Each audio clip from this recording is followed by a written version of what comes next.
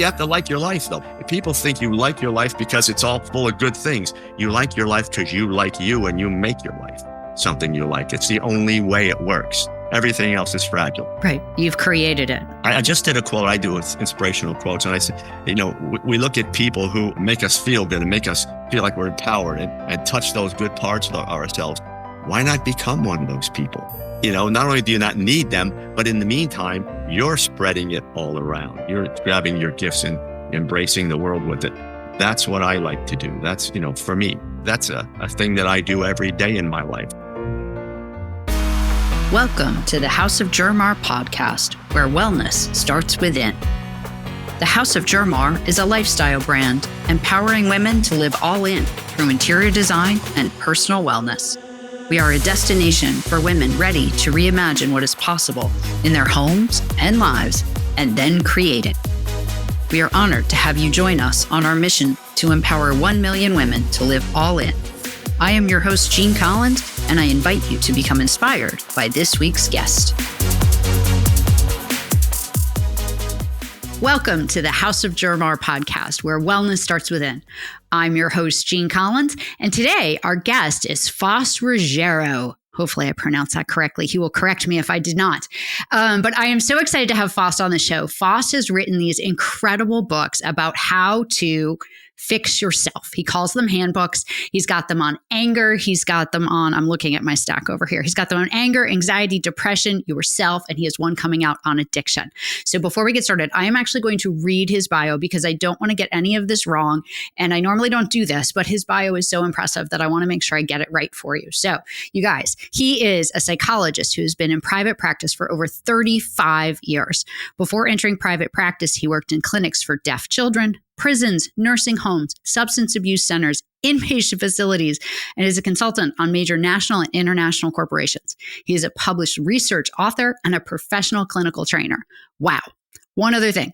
In 2016, that's when he started these books, the Fix Yourself Empowerment series, based on the Process Life program, and it helps readers address difficult situations in their lives. I have read his book on anger, and I can tell you it is really helpful. So after that long introduction, Faust, welcome to the House of JerMar podcast. Jean, it is so nice to be here with you today. And after 3 times trying to get this going for us, whoever's listening must know how much we want to help you out. We do. Yeah. So the listeners know this is our 3rd attempt at trying to record this. We had scheduling issues, then we had technical issues, and then today we even had half an hour of technical issues to try to get this working. So we really wanted to be able to bring to you guys what Faust does, because I think it's really empowering, and his books are really easy and have very actionable steps. And his journey is also really inspiring. So I wanted to make sure we got him on. So before we get going on your books, why don't you share a little bit of background about yourself? Sure. I'm an author now. I've been in private practice for 40 years. Previous to that, I'm, your typical local guy who was just everyone's listener growing up. So it just went into studying psychology. It's not one of those things where I said, what am I going to do? It was just there. So I'm, went to school, got the training, did all that good stuff in all those locations. And here I am today, X amount of years later, I'm still doing this. And in addition to being an author, you still have a private practice, right? I do. I thought about retiring, but retirement is not for me. I'm not one of those people. So, I don't know if I get up and golf and go out to breakfast with the boys and do that mall thing, whatever. So I'm the guy that's gonna get up every day and plug in and I think it's good. I mean, I still have a passion about the way I do things. So I'm still counseling, I'm still writing, and I'm doing all the things that go along with it. It's a lot of fun. Good for you. Now, what made you decide you wanted to write a book? Because writing is not for everyone, and you've written 4 and you're working on the 5th one, which will be out shortly. So what made you decide you wanted to put all this down for everyone to read? I think there's a lot of things that go into that, Gene. One is just my personality. I like to develop things and make them as big as you can, keep the quality, but make them big. After doing so many years of counseling and putting together programs that I thought were good and were going to help people, I said, it's time to expand that. Let's get it out to the public.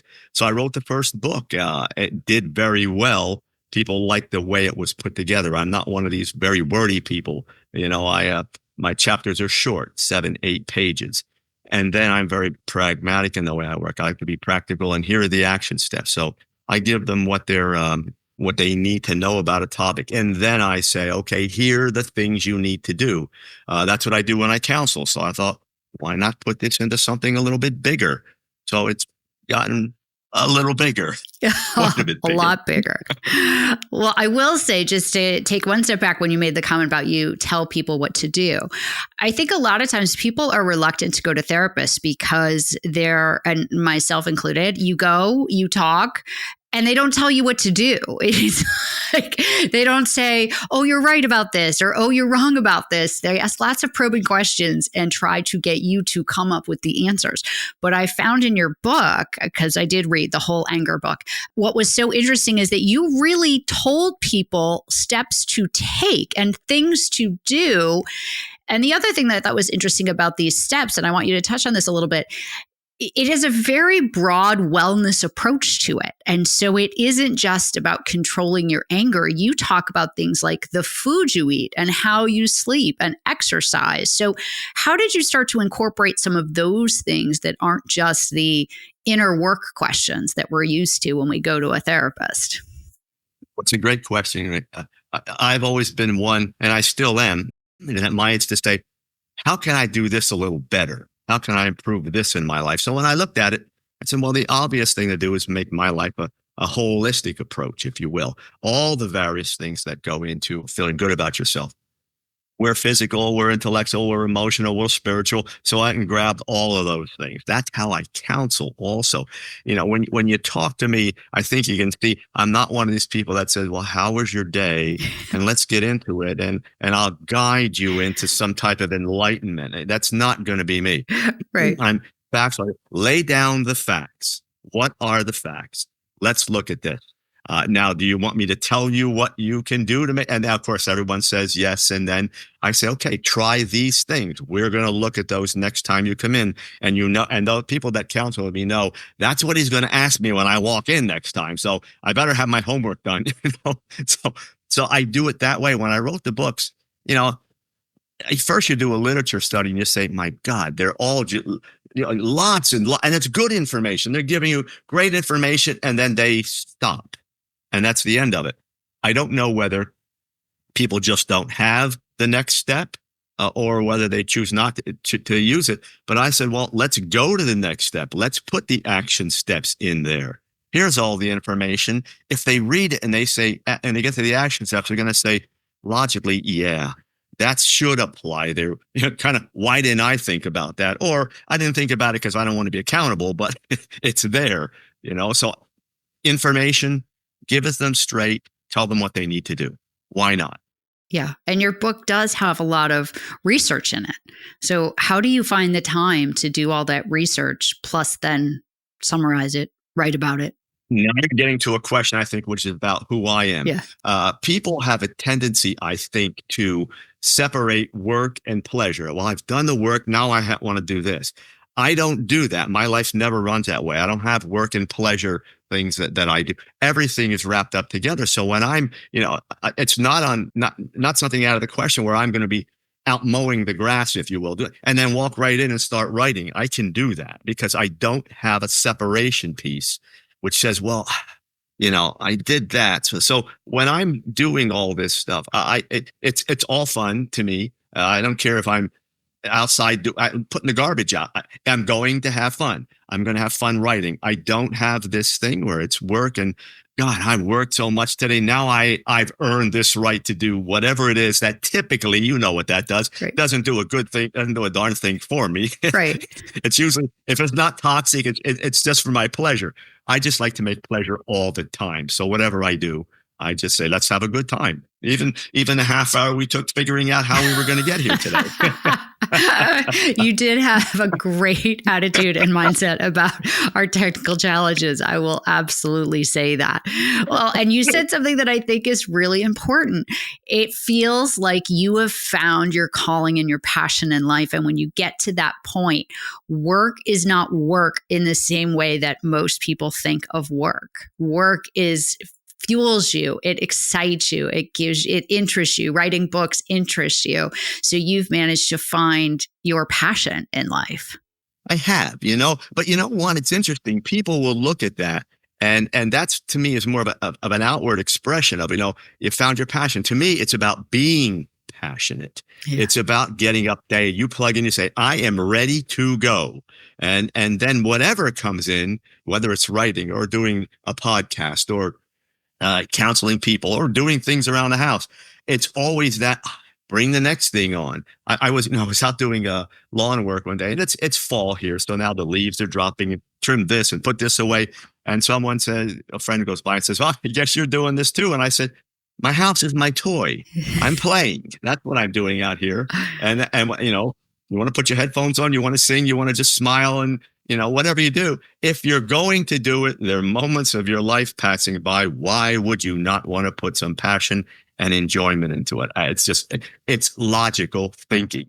Yes, it is. And I happen to really love that. And I live by that in a lot of ways in my own life. And what you're talking about is really coming to your mindset about those things. And instead of making them chores, it's how do you turn it around and make that experience, even a task, enjoyable? And your point, it's leaves, but you're also outside, and it's been really beautiful here. And I use the analogy for people all the time when it comes to cooking, because I think, especially as women with kids, we look at cooking as such a chore in our lives. And about 4 years ago, I changed my mindset around cooking, and I changed it to be that this was my time to fuel my body and to cook something that's going to give back to me. And so instead of it being a chore, which is me giving out to others and it having a negative mindset, I turned it around as time for me to fuel my body from a holistic perspective. And it has made a world of difference in how I approach dinner and how I approach cooking, which is also something I really genuinely enjoy. However, the task of what's for dinner can be very daunting, but changing that mindset I found has made such a huge difference. It does. And what happens, that's that journey versus destination thing. We get into the chore we have to do, and what we're thinking about is get this darn thing done. I just want to get over there and do that. And I'm not sure what that is because it's very rarely productive. It's, I just don't want to be doing this. So I don't set that piece where it says, okay, I want to be done doing this. While I'm in it, I'm living, I'm breathing. That's my life going by. So I want to grab all the moments. I was talking to another person who was an author, and she says she gets writer's block. And I said, how? Why? And we went through. I said, yeah, because you're looking at your finished product and you're saying, I can do this. I'm just running in every day and saying, hey, whatever, let's put it out there. I know my subject matter. I know what I have to, in doing this for all these years. And she says, well, now you can take a break. Your 5th book is coming out. And I said, no, my God, I've already started the research for the 6th one. She says, the publisher has it. You're not going to have it out for 2 weeks. Why don't you take a break? And I said, from what? Right. That's the philosophy. What that and those 2 little words, she said, that caught her. She said, you said from what? And I didn't have an answer. She said, what are you taking a break from? My life? So, I do this. I love it. I'm calmly going to relax, do all my research. Then I'll put my outline together. And somewhere around mid-December, I'll start writing. And the book takes me about 6 weeks to 2 months to put a book together. Then we go through all the cool stuff like the editing, which is so much fun. Which is so funny. That's not what people normally say. But it is so much fun, especially if you have a really good team of people with you to help take your ideas and your thoughts and enhance them and make them so much better. Then you're like, oh, wow, yes, that was the missing word in that sentence. It's so great now. And people, they'll send their books as an example to their copy editor, and that copy editor is the demon, because they're going to come back with a million corrections. And totally. So, I remember the first book, I said, well, I have 2 options here.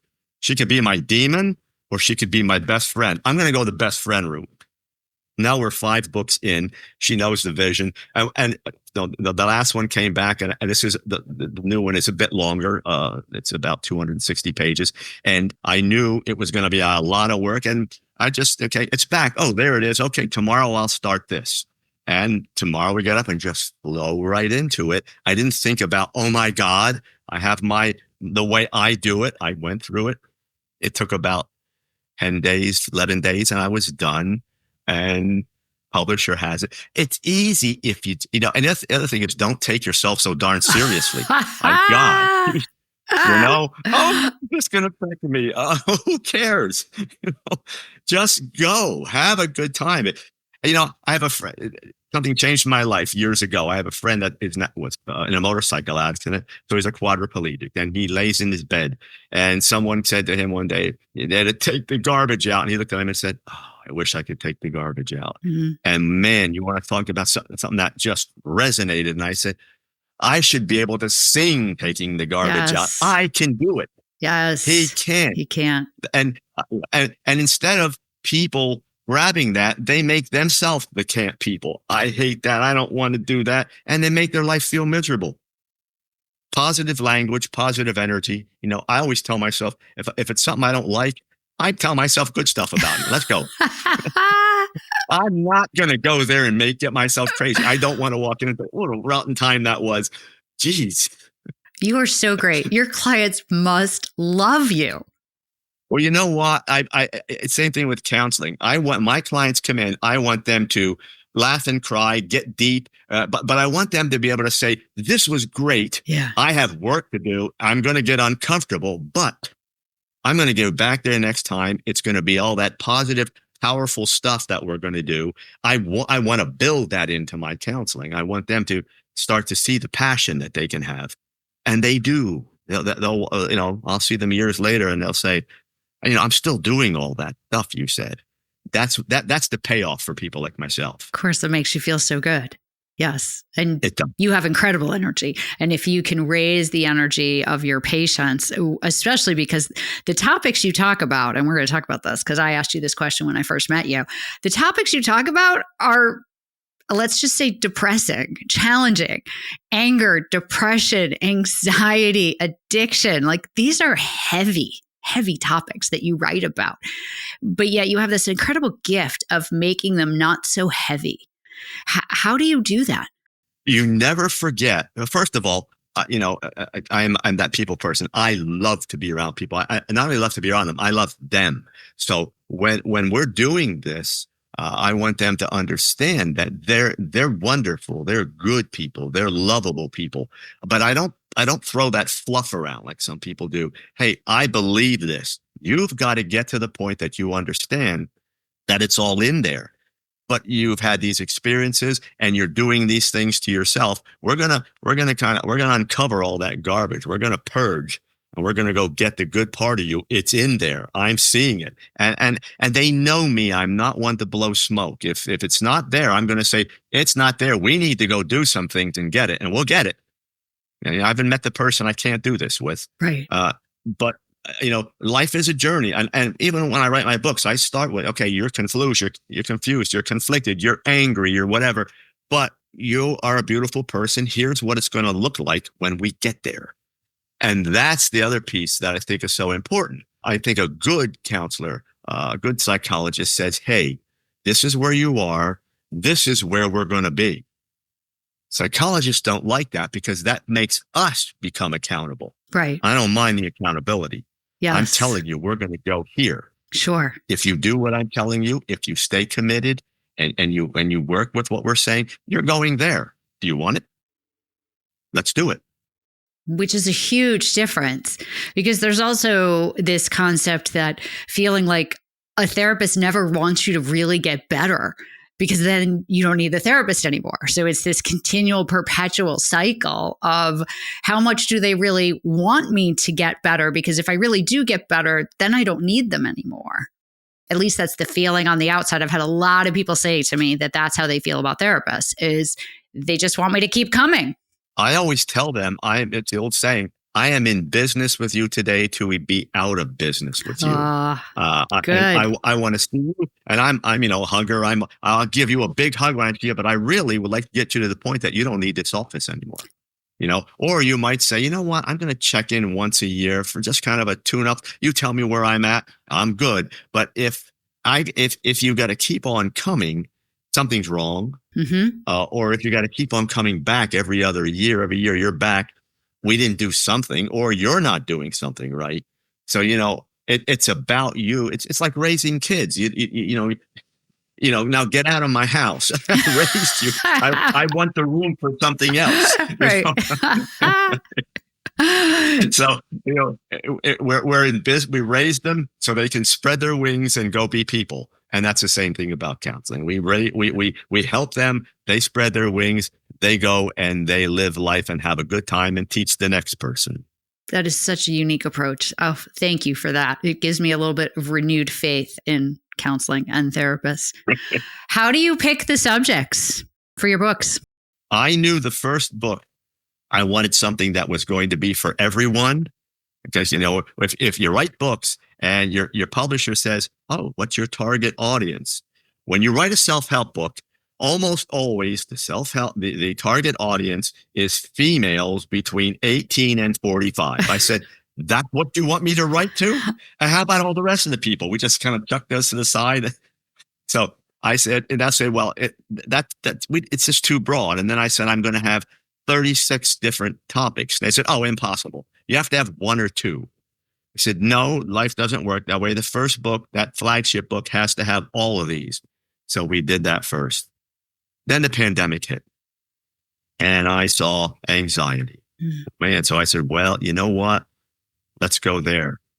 Well, a year later, I said, here comes the depression. Now that's really bad. So we went there. What are we experiencing right now? Look across the nation. Angry people. Anger is huge. It's like they're picking my subjects for me. I just sit back and let you guys do it. It's true. You're making your stuff is very topical. It's all about what's in the news, and your subjects are very much at the forefront and in the news. Yeah. So, and addiction, I've worked with addiction for almost 35 years.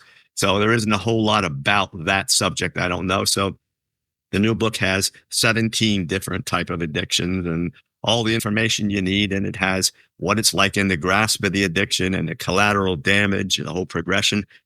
And then a whole 10 chapter roadmap to say, here, now let's do all these things at the end. It's really simple, basic advice you give people. Get the information, get the facts, put a plan together, change your life. Not rocket science.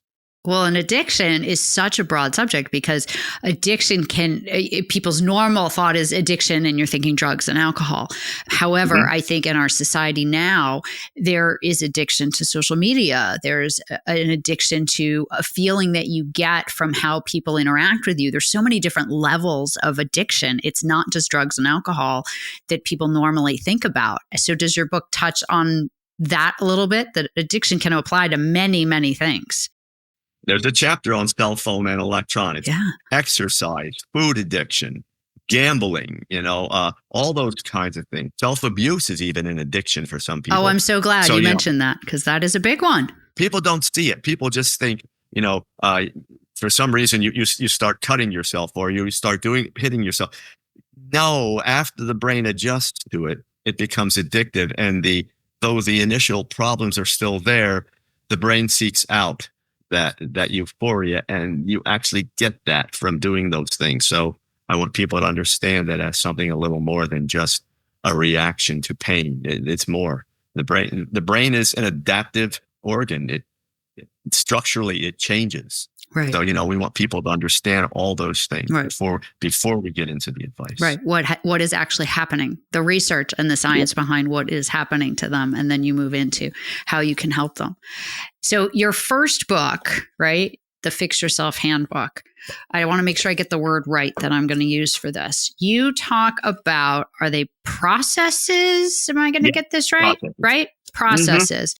And then, so talk to me about the processes and how did you come up with those? Because just for the listeners, he references those in all of his future books. And in every chapter, he tells you which processes he's talking about or which ones relate to that chapter, which is a very interesting full circle moment. So talk to us about the processes.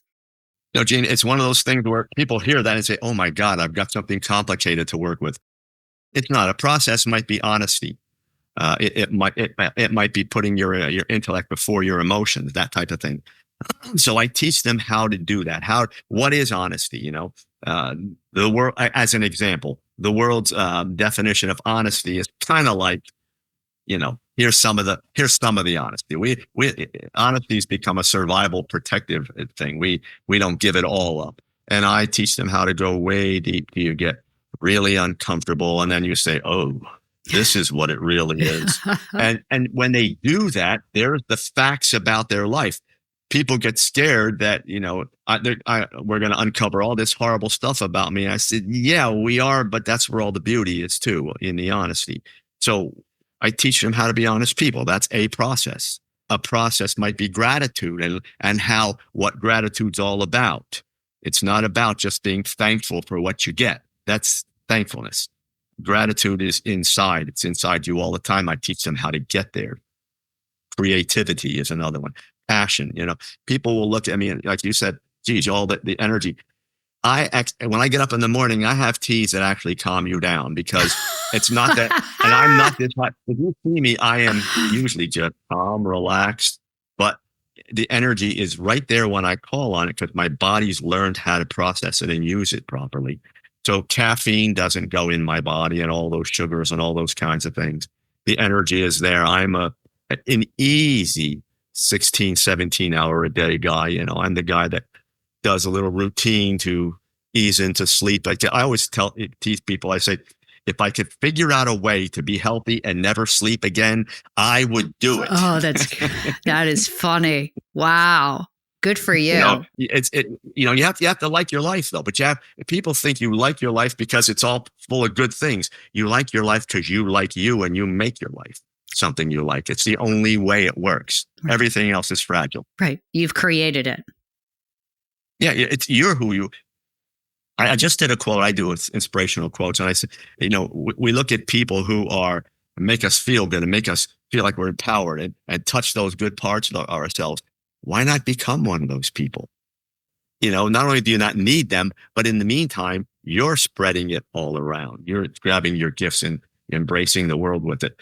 That's what I like to do. That's, for me, that's a thing that I do every day in my life.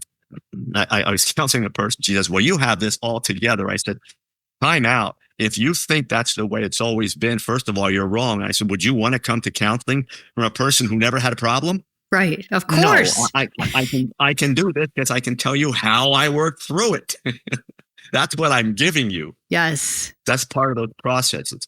You refine them in counseling, but you create them. You embrace them in yourself. You're not just teaching a concept. You're teaching the progression through the concept. That's what I'm teaching people. Which is really important. I always say life experience is the greatest educator.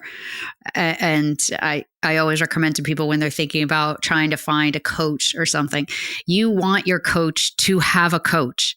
You don't want a coach that doesn't have a coach, because every good coach knows they're not at the end game. There is no destination. It's a journey, and you evolve and you grow, and you have to keep going. And so people always, what should I ask when I'm looking for a coach? That's one of the number one things. You want people that recognize that they're on a journey and their life is creating a lot of experience that they can share and benefit and help others with, but yet they're not done. They want to keep going and keep growing. And just like you continue to do all this research and all this learning, it's so important. We have to keep learning.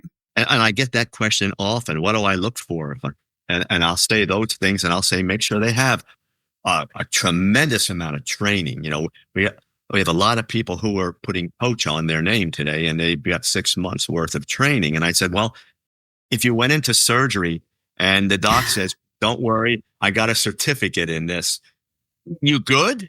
Have all the training, and then have the person who's been through the battles, right, and understands not only what you're going through and can identify with that, but also has the training, because they have to go back and grab things that work, tools. And some of the life tools are great, but you don't get life tools to your later in life. Yes. Have them ask them what their training is all about. See if they have the degrees from accredited places, and then have they interned in places? Have they been in the hospital, in the clinics, and all those kinds of things? For me, one of the most important things I draw from it is 5 years of counseling in a prison. You want to change life. you want to see life stripped down to a lot of its primal stuff and understand what makes a human being work, that's a great place to go. Very few people will, but it's those types of things. Get in the trenches. I want to know what your trenches have been all about, but I want to know that you have the education so that you have the reference points that you can go back and get when I get a little stuck. I don't want to just know your life experiences because those were yours. Right. They may not work for me. I want to know, I want the big plan. I want to see that you've got all the tools and you've been in the trenches so you know how to apply them. Working in a prison, that must have been an experience. That was wonderful. I was working in an addiction agency at the time. I wasn't far out of grad school. And they asked me if I wanted to go in one day a week for a couple hours, see 2 or 3 of the inmates. I said, sure, why not? So I went in. That was in the cool stage. And then they said, hey, the job is open. Do you want to come and do this? We thought it over. I said, yeah, why not? Let's go. So I remember the first day when all the gates closed behind me, I said, what in the world am I doing here? What did I sign up for? Wow. And then it became profound. Then it became the type of thing where you see life from so many different angles. And you start to realize that bad people, they're evil people, but a lot of the people we like to judge are just people. They made some mistakes. They got off track. And all I'm doing is guiding them back on the track, giving them a starting block and helping them to go forward. Changes the way you think about people. That was the big thing there. Yeah. And I would also think that the people that are willing to come and talk to you really want help. So they're a very receptive audience to wanting help if they are choosing to see you. Now, if they're forced to see you, that's a different story. But if they choose to see you, I would think they really are seeking help and direction and guidance. And they are. And that's across the board. People come in for different reasons. I always say the women will call for couples or marriage counseling earlier in the game. When the guy says, it gets the divorce paper, that's typically when he called. Yeah. And I said, you really want to be here? Well, if I don't, I'm going to lose my marriage. I said, well, you have no idea what you're stepping into with me because, I call it for what it is and we're going to save it, but you're going to work your butt off. Are you ready for that? And they're better now. I think guys are calling earlier in the game, but that's that approach where if I don't have to go, I won't. But then there are the people that say, not only do I have to, I got things to fix. I can probably get ahead of my own game here. So, and stop using my old tools. That's a different person to work with. It is learning new. They're open to the learning and open to the journey because you have to be vulnerable and you have to be willing to open up in order to make any progress. All right. So you mentioned wellness a couple of times. You talk about wellness in your books. I always love when I can to share my guests' wellness routine. So what does your wellness routine look like for you? It's very fundamental, very basic. I always tell people have a schedule. The body, the mind, everything works well on schedule. Your emotions, everything works well on a schedule. Try to get up the same time every day. Go to bed at the same time at night. I understand for some people that's difficult, swing shifts and things like that. But try to do that. Fundamentals, eating. I put nothing in my body that's not supposed to go there. And, I give you an example. I was watching a film and the Coke people are going to love me on this, Coca-Cola, and how it's such a wonderful cleaning solvent. And anyone who knows me knows that I like elephants. So people keep bringing them in, but I have this elephant teapot, which is carved. It's ceramic. So it's got all these grooves inside. So they said, get Coca-Cola with a little baking soda and put it in there. And it cleaned it right out. You wouldn't believe. And I said to myself, people are putting this in their body. Yep. My point on that, I'm being a little funny, but the point is nothing, no sodas, sugars and all that crap. I'm not big on sweets. I put what should go into the human body. And that is not based upon what the FDA says or all these organizations. I put the right amount of proteins and starches and I'll be 70 and I'm working out hard every day. That's the other part of it. 6 days a week I work out. I do not say, oh, I got to work out. I say, yeah, it's my time. And I go down and it's, my time to do that. Yes. So I have that in. I have enrichment, intellectual enrichment time. I search everything out. If I see a word I don't know, I go get it, that type of thing. So it's passion. Get up at the same time, have my routine that I go through, put the physical things in the body the way they need to be there. A big part of my life is spiritual. So, whether it's prayer or it's yoga or whatever it may be, I put those parts in every day. So I'm feeding physical, I'm feeding emotional by fact finding and not reacting until I know everything. Yep. I'm putting the intellectual in, so I keep feeding my brain, and spiritual. I'm feeding that all day long. When you're doing that, it's really hard not to be happy. I've given my body everything it needs to feel good. Right. I have my emotions in check. I have it to the point where something happens and everyone would go, "Are you?" And I just go, "Oh boy." I go down first, and then I say, "Okay, let's talk about the information." So I'm not getting emotionally crazy, and I'm getting all the facts. When I emote, I want to emote on the facts when I'm teaching people. And then I keep my spirit, my essence, if you will, in check. And it's a real easy way to work. And that's what my people do when they come in. That's what I'm teaching them. Basic, but it's all practical. It's none of this, the Maharishi, meditating in the corner. It is basic, everyday stuff anyone in the world can do. Right. And then you want to throw all the rest on, that's up to you. Right.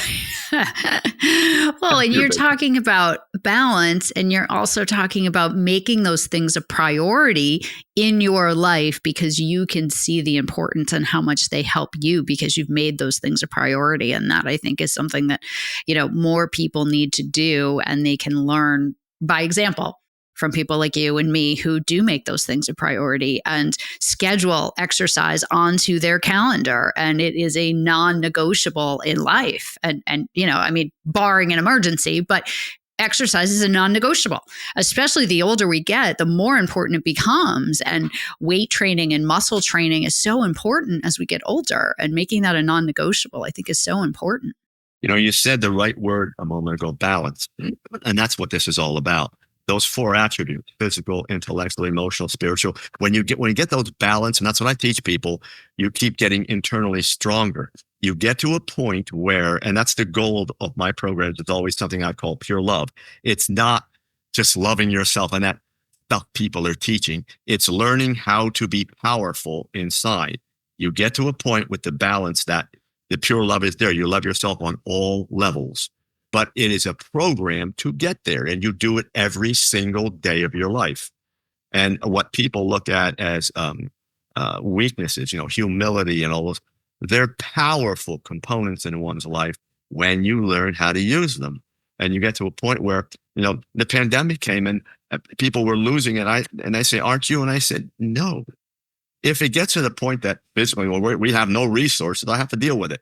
But in the meantime, this is one more thing that came into my life that I need to deal with. I will use all my resources and make it as good as I possibly can." And I remember saying to this person who was, getting all the toilet paper and stuff she could get at the time. And I said, "Why are you doing this?" "What if you run out?" I said, "If you do, people from your family or your church or friends will drop things off on your porch. You'll be okay. You'll have them." You'll be okay. Really? You'll be okay. No. Yeah, you will be okay.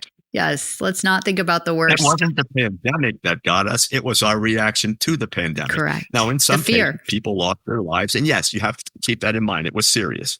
I don't mean to make fun of it. But overreact, you still keep things in perspective. You be strong on the inside. That's the whole thing about the program. Get the outside out of there. It's not outside in that creates who you are. It's inside out. And when you get strong here, the outside changes. It just does. It's very true. So how do people find you who are interested in learning more?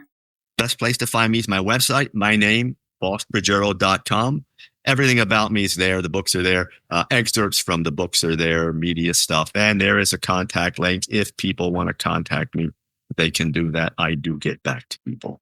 I love that. You have such incredible energy. I have to say, I met you before and we talked before we set this time, and you had great energy then. But today, for a Monday with lots of technical difficulties, you have brought it all to the table. So I thank you for that, for the podcast, because you have taken what started as a very stressful Monday and turned it into really a fun time getting to talk to you.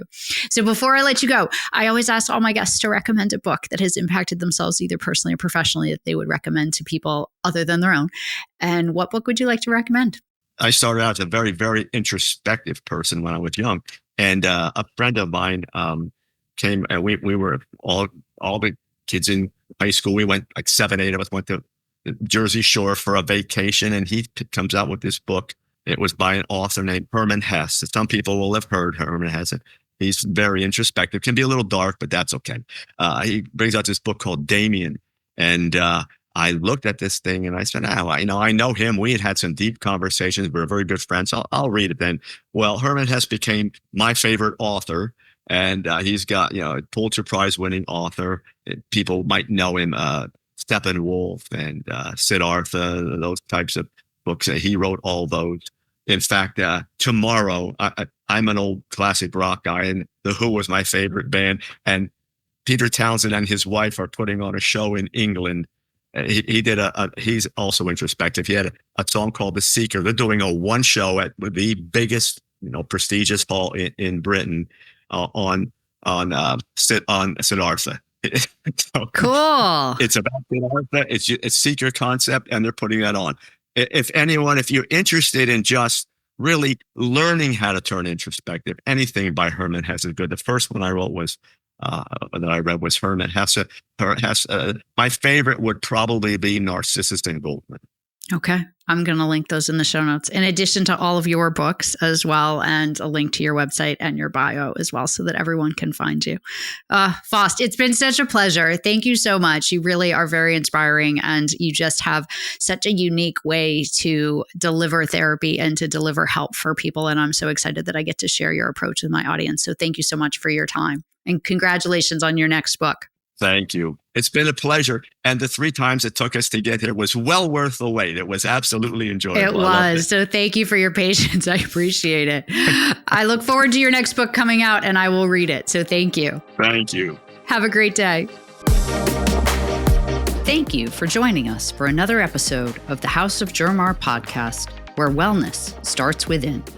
We appreciate you being a part of our community and hope you felt inspired and motivated by our guest. If you enjoyed this episode, please write us a review and share it with friends.